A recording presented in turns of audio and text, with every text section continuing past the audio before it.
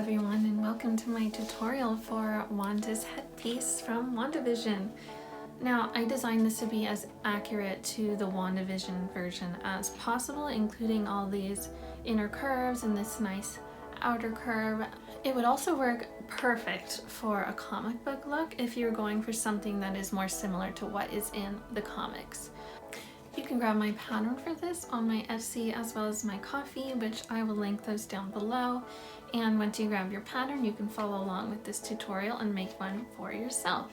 So grab your pattern, get your materials, and let's go ahead and make this. Time to gather your materials. Of course, you'll need my pattern, some craft foam, and enough Warbler to cover both sides. You will also need a Dremel or some sandpaper, some sharp scissors. A craft knife is useful. And here are all the different types of sandpaper that I use for this project. And to prime it, I use this automotive primer and some red spray paint. Of course, do not forget your respirator when you're doing these steps. And finally, you'll need some strong magnets and super glue. To start off, make sure that you print out 2 of your pattern. We'll be taping them together down the center to give you your full-size pattern.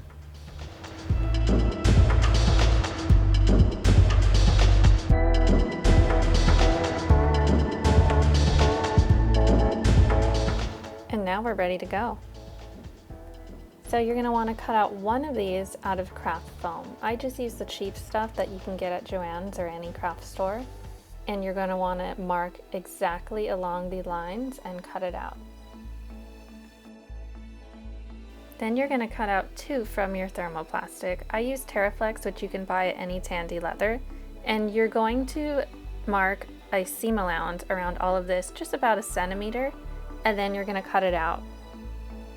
Thermoplastic can be cut with regular scissors, but it can be difficult. So it can help if you heat it up a little bit if you're finding this difficult to do, or else just use some really tough scissors. It doesn't have to be exact or super smooth here because this will get cut off and finished more in the following steps.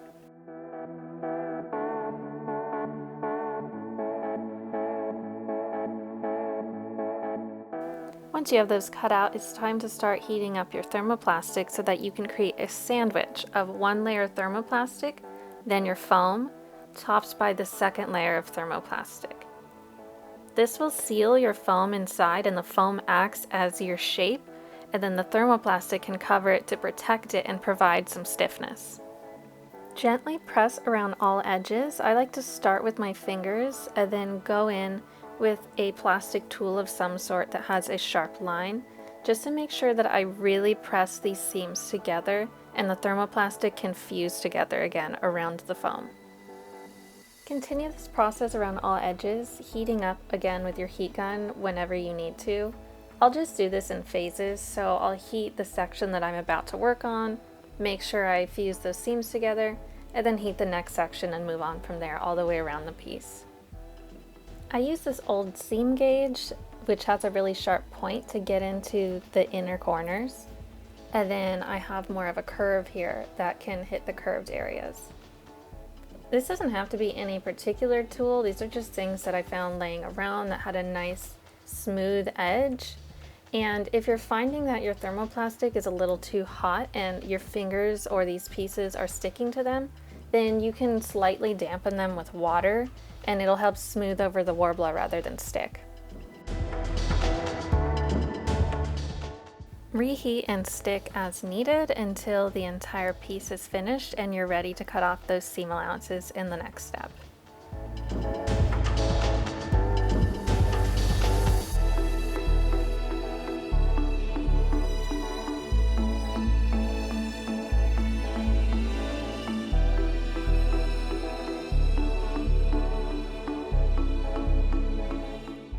And now I'm ready to move on.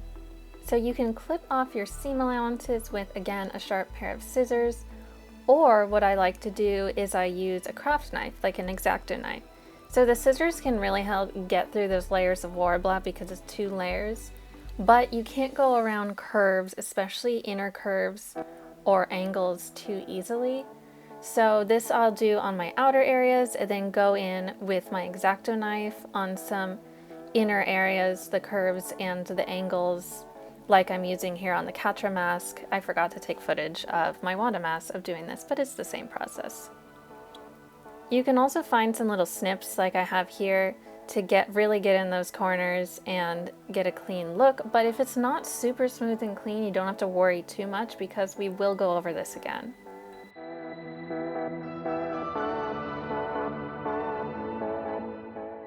The goal here is that when you press those layers of Worbla together, it created a fused area that is still together after you clip, but sometimes there may be a little separation. And here, this is what happened. I just heated up those sections again, and you can press the Worbla together with your fingers or with the tool, just to make sure that the front and back layers of Worbla are one.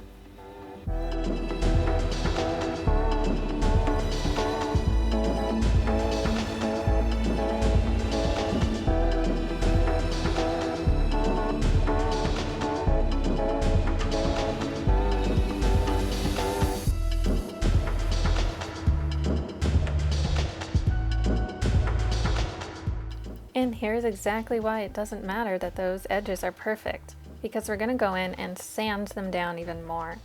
I like to use a Dremel first. You can do this by hand, but when you sand the Worbla, because it has a pretty low melting point, the heat that is created from that friction actually helps the material to fuse together even more. So I find that this can help fill in any little tiny spaces that didn't attach to the other side of the Worbla.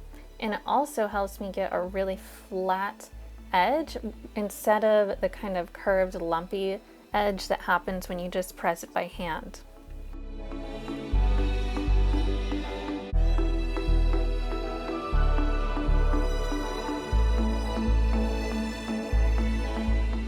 And even if you do use a Dremel, because it's a lower grit and it's a fast rotation, you will want to go in by hand anyway with a higher grit sandpaper to clean up those edges.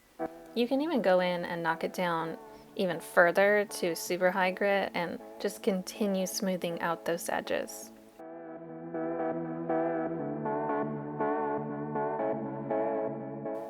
Once you're satisfied, it's time to move on to shape your headpiece. You just want to heat this on the front and back as evenly as possible. It can take some time.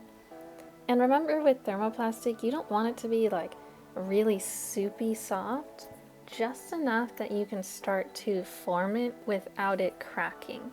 So this can be kind of a learning experience to figure out exactly what temperature to heat that up to.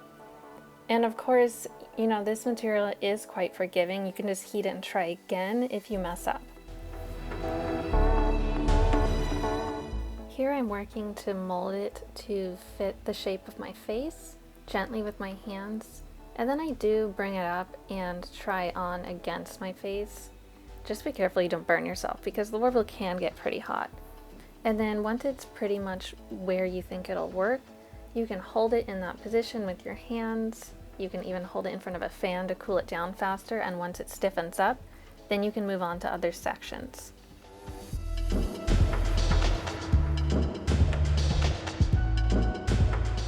What I did was to heat and shape it to my forehead area, and then here I am heating up the side portions that will curve against my cheeks separately, so that I didn't have to worry about heating and forming all of these different curves at the same time. Now I accidentally deleted the footage where I was priming the Worbla, so instead you're gonna have to get me talking to you about it. I actually do something a little bit different. Most people do layers and layers of glue or gesso. Gesso is what will give you that mirror glass finish. But since I didn't want something that smooth, and I've had difficulty with the layers of glue before peeling off my Worbla, I actually thought I would try to do a coat of this automotive primer. So this is a tip that I learned from my friends at Rogues Gallery Fitness on Instagram for 3D printing. This is what they recommend, and that's what I use for my 3D prints as well. And I thought it could work for this, and I was happily surprised. So what you do is you spray a thick coat of this on the front. I don't really worry about the back. Wait about 15 minutes and then you go in and you wet sand. So you want to be sure that your sandpaper is wet sandable, and it will say on there. I think I went in with a 300 grit, just small circles, and then I went in a 600 grit. The difference between wet sanding and dry sanding is just before you sand, just dip your fingers in a little water, wet the area you're about to sand, and then use your sandpaper. And something really magical happens where this will kind of melt together with that wet sanding technique, and it creates not a mirror glass finish, but a nice natural looking finish. So this I was really pleased with, and I used it for both Catra as well as this Wanda headpiece. Once you've primed and sanded down that layer, you can go in with your spray paint and make sure that you paint the back side first, because there will be some overspray that comes onto the front. And if you spray the front and it looks perfect and then you go in and you cover the back, you might get some overspray that you don't like on the front of your piece. Make sure that you also get any edges and corners in this part of the process.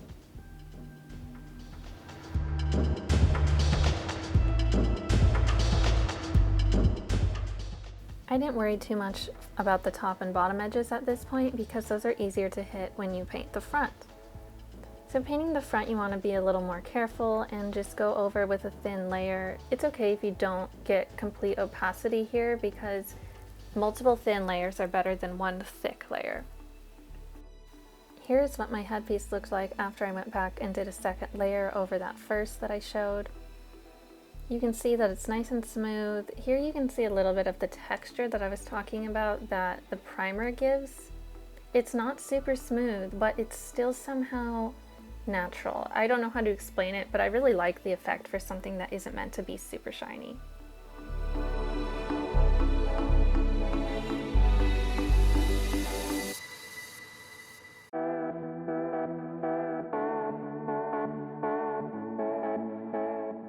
Last step is how you're going to attach the headpiece. So what I like to do is I use pretty strong magnets, and I will super glue one on each side of the headpiece. And then I wear big metal hairpins right at my temple under my wig, and the magnets are able to attach to those and hold it in place while looking invisible.